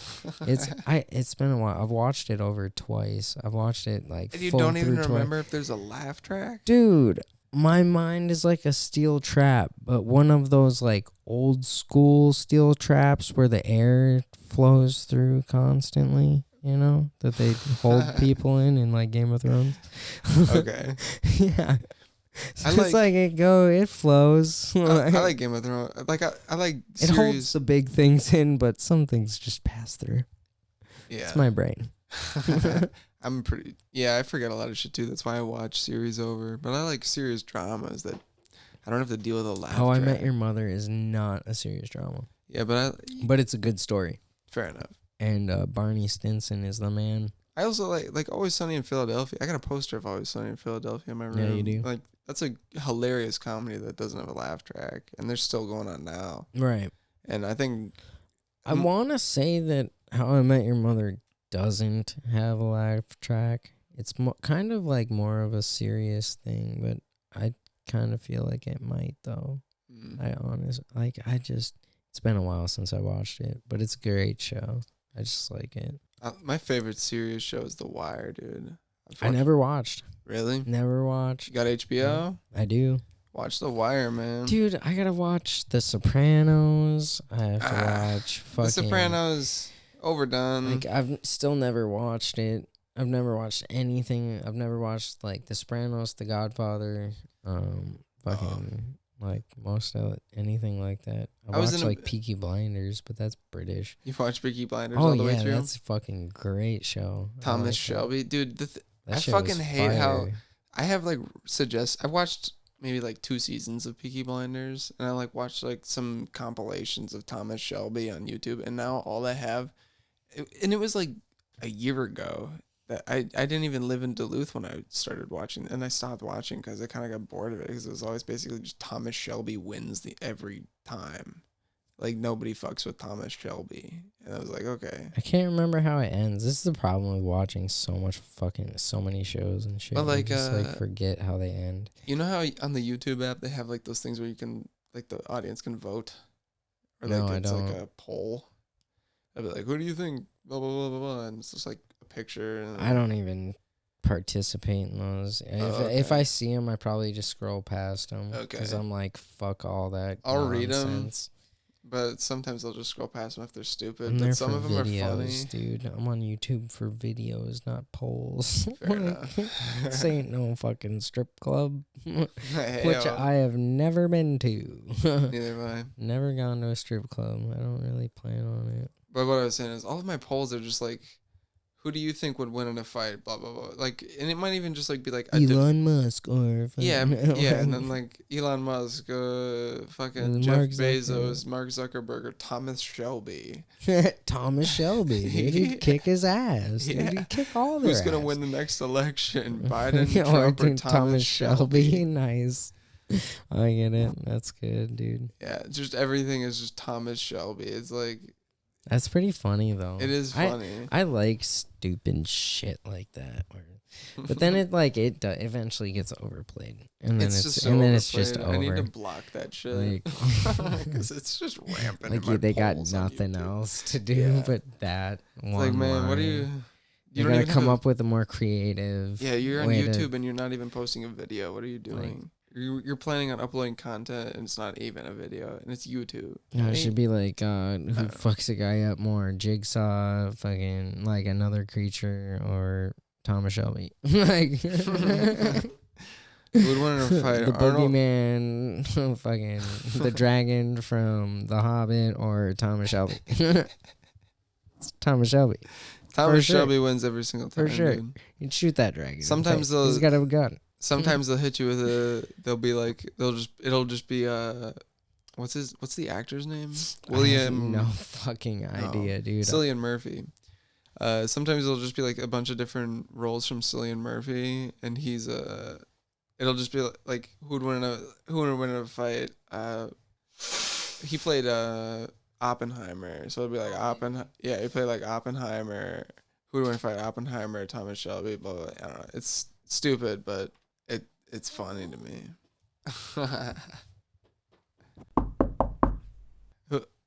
Hello? Hello? Hi. What are you guys doing in here? We're recording a podcast. What's a pod? What's a pod? You're welcome to join. It's like a radio show. I'll sit my Haggerty butt down. Haggerty. Oh. Is that your name? Haggerty? I don't even. Oh, that's a tough topic to talk about. A tough topic. Yeah. I just don't give that information out to just anybody. I get a lot of telephone calls during the daytime. Telephone, okay. Yeah, and they ask for my name and stuff, and I just don't feel safe giving that stuff out most of the time. That's good. So I'm probably not going to do that at this moment, sir. I support any form of... You're my grandson's friend? Is that who you are? Yeah. And what is your name? It started with like a Q, right? Close. Adam? Oh, Adam. Adam, Yeah. That's who it is. Yeah. Okay. Not a Q in sight, but we're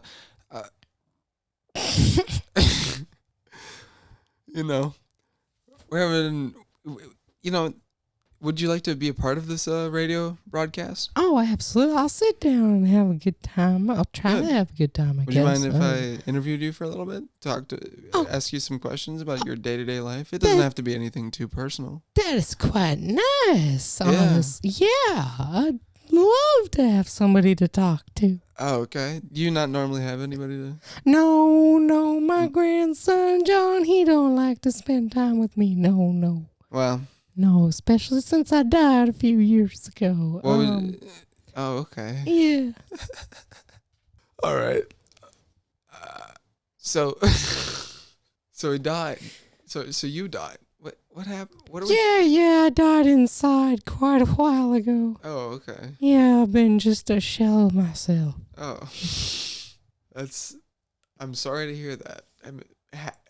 Yeah, I just wish family would say that, honestly. Oh, okay. Yeah.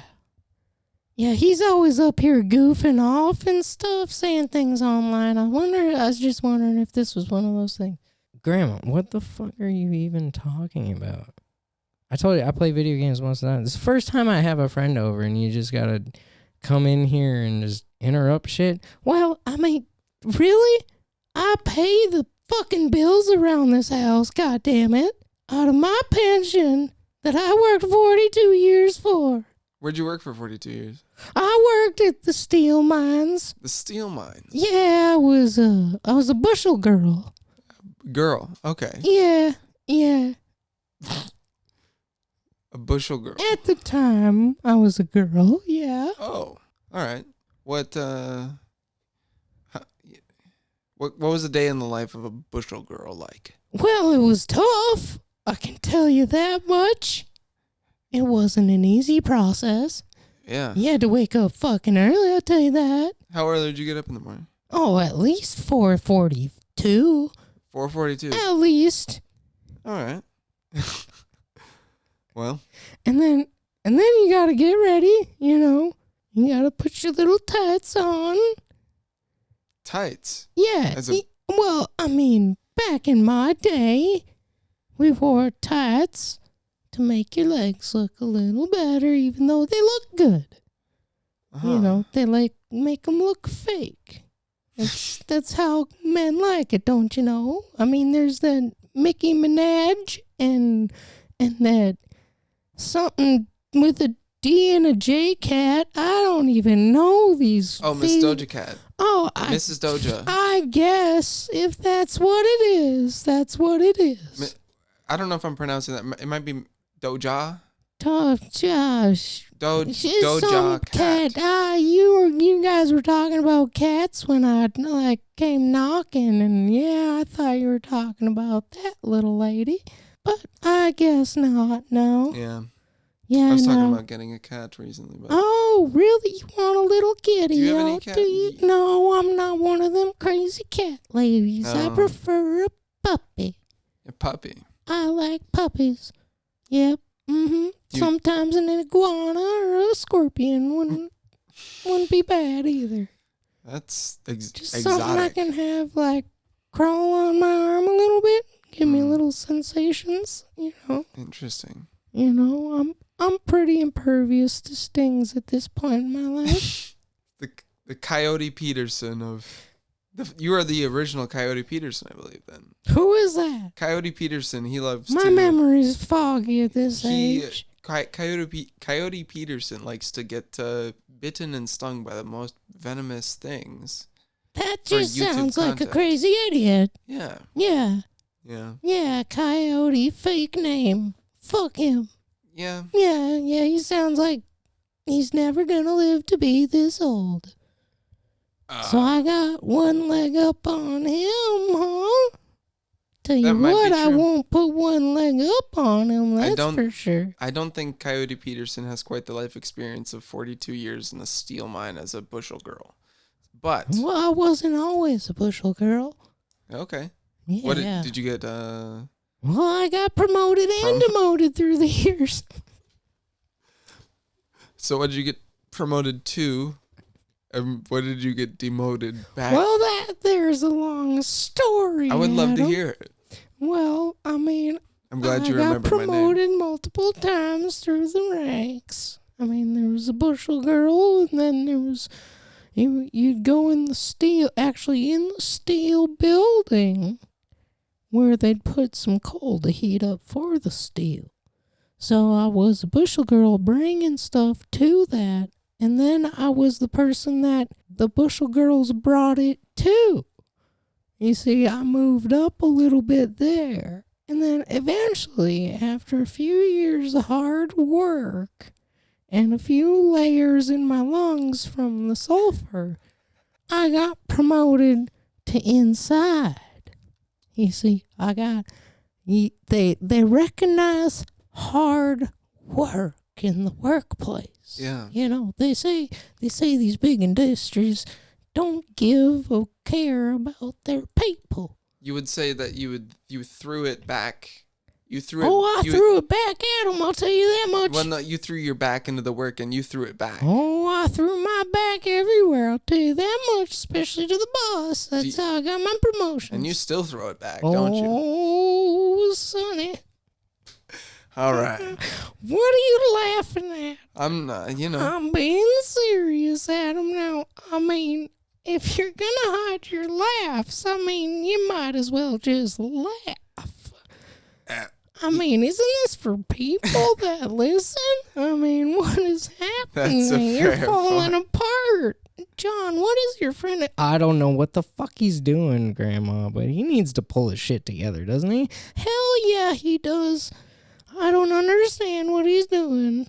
I'm trying to lead an interview here. Well, fucking lead the interview then. I mean... You were telling me about I was a bushel girl, and then, fuck my boss and got promoted, and then I got demoted because I said I wouldn't fuck him anymore. I mean, it's a pretty easy story, if I am to be honest. I said it was long, but it's pretty easy.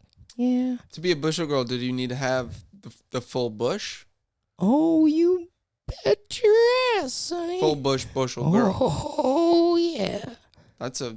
Yeah, is that like when you stoke the furnaces, that stuff gets burnt off. Oh, okay. Yeah. So that was like when you were on the inside. Mm-hmm. They don't call you a fire crotch for nothing at that point. There you go. Hell yeah, son.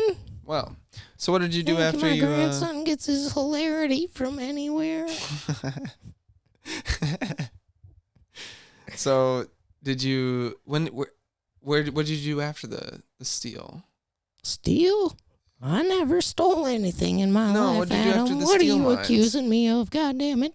What did you do after the steel mines? Well, I mean, my memory, like I said, is pretty hazy. What do you like to do on a day-to-day? I was on the streets for a little while, Adam. Okay.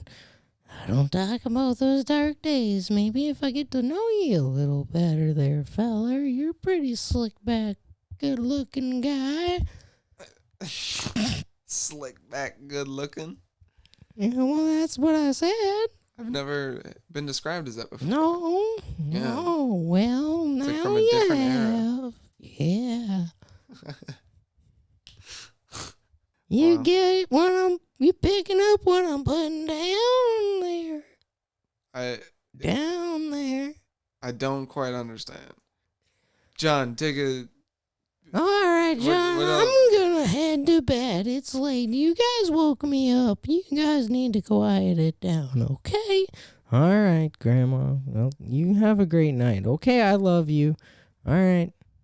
John, what's up, dude? Your grandma. I'm sorry about her, dude. She's wild. Yeah. She's fucking wild, man. What was that all about? You never know what is. It's a little bit of delusionality. I don't know. I'm a stupid guy, so I don't really know words, but she's delusional. She kind of like... Oh, okay. Yeah. I've had a grandpa that was, you know. Yeah, I didn't. No, I'm just kidding. Just kidding. I had a great grandpa. He's right there. Oh. Yeah, he's in the bottom one. It was me as a chubby kid. Oh, you were a chubby kid? Mm-hmm. Oh. Mm-hmm. I was a little chunker. Nice. Yeah. Nice. Yeah, and then I wasn't.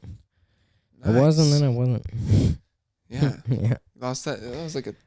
What is that? Like a 2-year difference? Oh, it was like a few years. Oh, okay.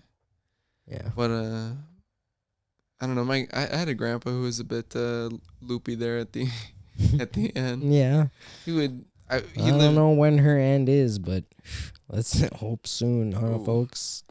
I remember... All right, I'm sorry. She's a great lady. She's a great lady. I enjoyed her presence. Yeah, but, I hope so. I don't think she liked me all that much. I think she did. She comes on hard. Oh, okay. Okay, like, she's not a normal person from this era. Well, that much is understood. Yeah, I hope so. I hope so. My grandpa used to tell me stories. Like, I would bring my friends over to my grandparents' house when they lived close by, and my friends would ask, like, "Oh, what did you do for a living?" Or like, "What are you guys gonna do?" And I'm like, "Oh, I just got my license," or something like that. And he would be like, "Oh, I remember I used to like be a racer, and I crashed so many cars, rolled so many like," and I'm just like looking at him like, "You were a line cook for like 30 years. You did not do any of that. What are you talking about? You're talking about like some epic story about like going to the hospital for like rolling a car in a dirt like rally race. Like, what do you... Hell yeah, dude. You never did that shit." And like that would be sick though. Like, yeah, I did that when I was pretty young, but your grandma doesn't even know about it. It's yeah. Like, so if I ask her about, I don't know. And he would tell like some crazy stories just about like anything that we were talking about, and it's like, you're not even like... You're not relevant. You're irrelevant, Grandpa. It's like, oh yeah, I used to be a pretty big rock star. I had a band that we played in a lot of backyards back in the day. We played a lot of the rock and roll. Yeah, I'm like, oh yeah, I bet. Just talking about like being in a band, like a jazz band at school or something. I don't know. But yeah, your grandma she was what's her name again? She was very... I told you, man, my mind is a steel trap. She was very auspicious about it. Yeah, she doesn't like to just tell people around. I think I might respect her wishes on that one. That's fair. Yeah. Can I give her a nickname? Is that if you want to, yeah. I'm gonna give her... We can call her old... Old bag. Can we say Bessie? How about Old Bessie? Old Bessie? Yeah, Old Bessie's tight. Yeah. Yeah, that's a good nickname for my granny. Old Bessie. Old Bessie. All right. Well, we've been recording for... We got a lot to edit out, but yeah. Yeah. We'll probably get like 10 to 15 minutes edited out. In the beginning. Yeah. All right. But plugs, we got Mondays at the Jade Fountain at 8:00. Be there, so it'll be fair to us to have a crowd. Yeah. And then Tuesdays at the Caddy Shack, 8:00. Wednesdays, 7 p.m. Superior Tavern. It's the superior one, the higher grade one. It's got a comedy room. They do have a whole separate room. They got a whole separate room for comedy. It's a very intimate spot with good lighting. Yes. And good audio. I like it. Show up. Show up or show out. Show up and show out, dude. Sign up. Thursdays, big night at Dublin's Brew Pub. Yeah. Downtown Duluth, Minnesota. 8 o'clock. And then they also got one, I think it's at 9 o'clock now on Fridays. Is that what it is? It used to be 10:30. Yeah, I know. They've been changing the times. I can't keep up. Yeah. It's at 9 now. I've been wanting to shout it out, but I don't know what time to say. Yeah, 9. 9 o'clock. And then every first Friday of the month is going to be a paid show, $20 tickets. I think the shows start at 9. Is that Gopher? 8 or 9. I think the doors are at 8, shows at 9. Oh, at Dublin's? At Gopher. Oh, okay. At the Gopher Hole every first Friday of the month. Dublin's also has their pro tour. Yeah, they got pro tours every Saturday. I think most Saturdays, almost every Saturday. They slow down sometimes I think it's like in the beginning of the winter or summer or something like that. But they have 2 shows going on there. Hit up their website for that. Man, Duluth is actually a sleeper spot for comedy, man. Yeah, weird. Sleeper Pounding spot for comedy sure. into this town, because when I started comedy, we had the Caddyshack and we had Dublin's on Thursdays, and that was it. It was Tuesdays and Thursdays. That was it. We got 5 nights a week. We got 5 so nights many a different week. locations. 5 And different we locations. got paid show places Paid now. shows. Like Jade's doing shows now, has pro comics come through. Gopher Hole, we get pro comics from the cities most of the time, and then we mix in from the cities and up here. And then, and then Dublin's puts on their own show, pro show, which we usually have one of our own on hosting. So it's a good city. It's a good city for funny. If you want to laugh, have a good time, come visit, spend money, give us tips. Yeah. Send us on our Venmo. We need money. We need money. Give me vinyl records. Yeah. Give John magic cards. Yeah. There we go. If you want to make us happy, Adam will take vinyls. I'll take some magic, valuable ones, or unopened packs. I've never even talked about vinyl records before. No, probably not. I don't think this we is have. a long episode. This is We a could long one. know. It'll be edited down, though. We can make it into 2 if we just go for another 15 minutes.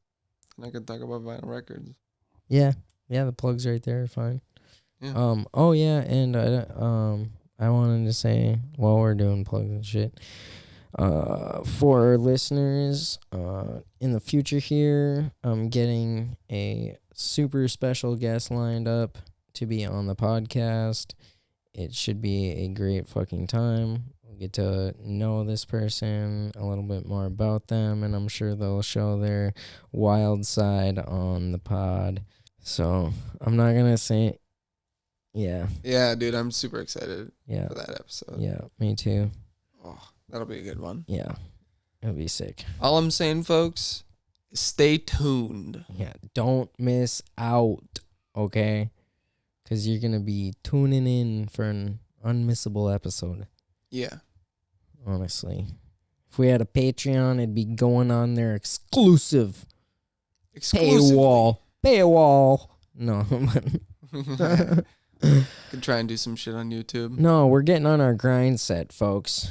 We're putting the pedal down to the metal, and we are spinning tires on the pavement, losing traction, but then again gaining it through the heat of the friction on the tires and the pavement and launching forward.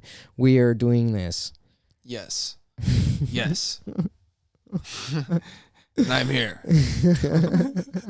Hanging. Yeah. All right, vinyl records. Vinyl records. Another black circle just like tires. Let's go. Yeah, that's true. I have a couple vinyl records that aren't even black though. They're I know. Yeah, I showed you that one. I got MF Doom. Yeah, you showed me that Mac Miller one online too. That was fucking insane. It's Didn't like pink, I think, wasn't it? No, it was the birds. Oh yeah. The fucking birds moving and shit on it. That's oh my sick. god, that was insane. That was so fucking I don't have cool. anything as special as that. I've been thinking about getting a new one though. I want to get Pond, The Weather. It's a 2017 psychedelic rock album. There's like clear editions of it. I really want to get a clear vinyl. Those are so fucking sick. Fucking love it. I've been thinking about like microdosing lately. Me too. Like just taking a little bit and just vibing on it. Yeah, I could. Yeah. I don't think I could. I mean, I think I might do that tomorrow. tomorrow. Yeah, That'd be fun. you know, just microdose it. Just eat a little piece Yeah, and just I've never done see that. where it feels me. I've done it like once. Yeah, But, I've heard that it's really good for I mental usually health. macrodose. Me too. Yeah. I've heard that it's really good for mental health and microdose. Yeah, it is. Just like I don't know how often you should do it though, because like I feel like if you do it like they every say day, 4 days on, 3 days off, and then you can swap it to like 3 days on, 4 days off, and like I mean you can go as long as you want. There's an article about a dude that did mushrooms for a year straight, every day for a year straight. Just like microdosing every day.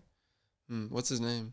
I can't even remember, dude. Shane Moss. No, I don't think so. You ever heard of comedian Shane Moss? No. He also has a podcast called Here We Are. It's a pretty big like science. I think it's like a conspiracy oh my god. Conspiracy theory sciencey psychedelic and comedy podcast. He also does stand-up comedy. He has a bit that's on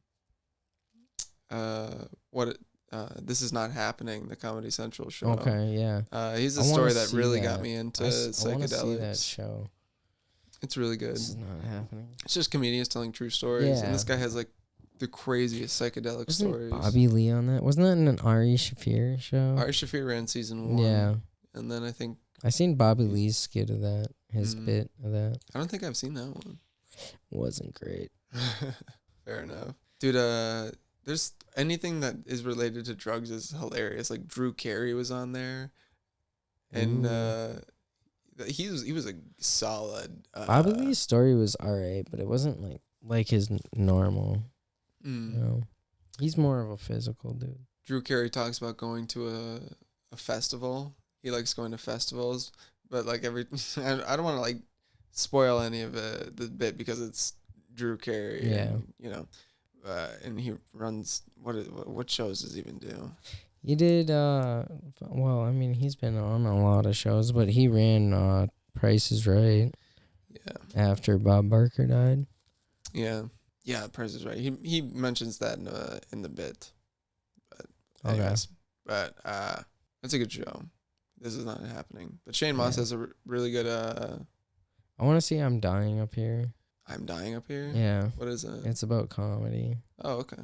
It's That's funny. That's how I felt on Monday, dude. I think there's another one. There's another show. It's got Andrew Santino. It was like a Showtime show.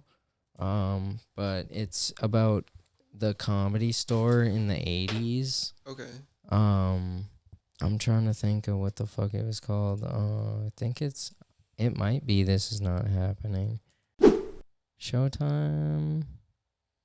Yeah, this is it. Yeah, it was by Jim Carrey. Jim Carrey? Yeah. Oh, I was talking about Drew Carey. No, but Jim Carrey like produced this and shit. Okay. Like helped produce it and shit. Like Jim Carrey was Andrew Santino's boss and shit. And like he was like starstruck at the time, Andrew was. Yeah. You know, he was like, how do you not be? Fuck, it's Jim Carrey. Jim Carrey, yeah, dude. like there was 2 seasons of it and then it got canceled. But Jim Carrey, I feel like he took a lot of psychedelics. Dude. Okay, about Jim Carrey, I was thinking about this. Do you think Jim Carrey is just a character? Like in his everyday life? Mind? Maybe. I don't know. Like, do you think?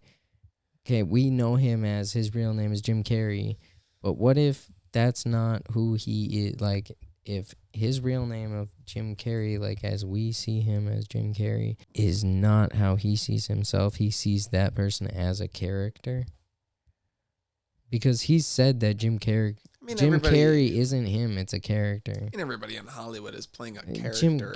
Well, yeah, but people in Hollywood can get crazy. Dude. That's what I'm saying. I mean, he's crazy. I mean, like, if that's what he's saying, then sorry, it's crazy. But like, yeah, I mean, like with all the things of like him doing Illuminati signs and like trying to show off all that shit, like basically bring it out. I don't know what the fuck. I don't know, dude. He's like so far in that industry that all those crazy stories you hear about like what could be going on there for the power poles and whatever, people that actually have power and like how you get in and all that shit. It's all up to speculation, but you got to get fucked in the butt just to get a feature film. Yeah. I don't know. You see the one about what's his fucking name? The crazy one, Pauly Shore, fucking talking about that shit, calling out like Marky Mark and fucking Robert De Niro and shit about like him and Marky Mark were invited to an Illuminati party, and then he was told that only one of them could go, and Pauly Shore showed up, and Marky Mark was there, and he was like, "What the fuck are you?" He's like, "We were only one of us was supposed to be here, whatever." And then DiCaprio comes out and says, "Y'all are both good," and fucking they go into the party, and fucking Robert De Niro and like a bunch of other names come up to like both of them and asking like, if I put my finger in your butt, I'll give you like whatever $100 million or something, or $200 million or something like that, with like these three dudes or whatever. What the fuck? Yeah, dude. And it's like this fucking crazy story, dude, about an Illuminati party, and it's like all these big ass names are there, and they're fucking doing weird shit. And I mean, it's but an I mean, Illuminati but party. then again, I don't expect them to be doing anything normal. Yeah, no shit. But then they gotta have some kind of. Pauly Shore was also fucking wasted during this interview. But then again, the alcohol, they say like what is it? Drunk words are sober thoughts. Yes, yeah, drunk words are sober thoughts. Perhaps. Yeah. That shit does pull out truths in people. It's like true. It pulls out shit. It's just wild to think about in this fucking world. What if there is something like, how could something be controlling the world? That's what I don't understand. Like, just one group. It's pretty easy to do in America. You just gotta control media. Well, yeah, but I mean, just like, whatever people are looking at. It's like, just crazy to think about. And we don't even know what they look like or their names. Yeah. Never will. I mean, that's how it's always been, though. Yeah. It always will be. I mean, it's all the Rockefellers and fucking... No, I'm even talking like back in like 1800s, like regular townsfolk. You think that, that were uneducated. Do you think they even like think about this kind of shit? And they didn't even think about like the people who were politicians back then. They were like, "Who's the president?" I've never even seen that guy before. I don't know who you're talking about. Mm-hmm. But nobody knows who the fuck these people are. Yeah, like that's why I don't know. And in today's day and age with the technology we have, for somebody to be unfucking known is crazy. Yeah, it's crazy. Flying under the radar is there's no all you can do. No fucking way you should be able to do that. And I guarantee you they have massive homes. Yeah. How do you hide that?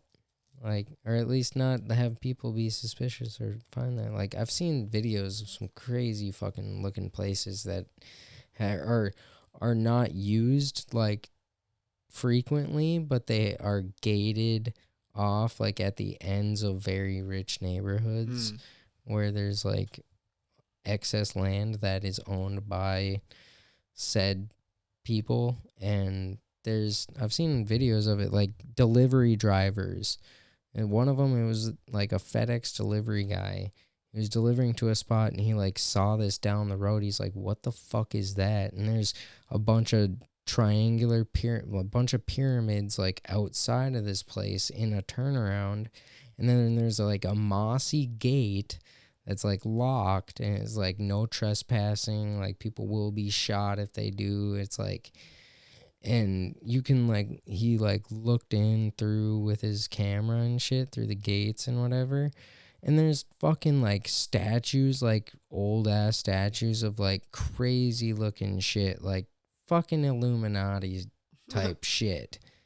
Like, where is this? Is like, we don't even like I think I saved the video on my phone. I'll have to find it after this, but dude, it's insane. Like the gates like have eyes and shit on them, and It's a Illuminati, like a sacrificial place, like a place they'd bring things to do a sacrifice. That's my fucking PlayStation. Yeah.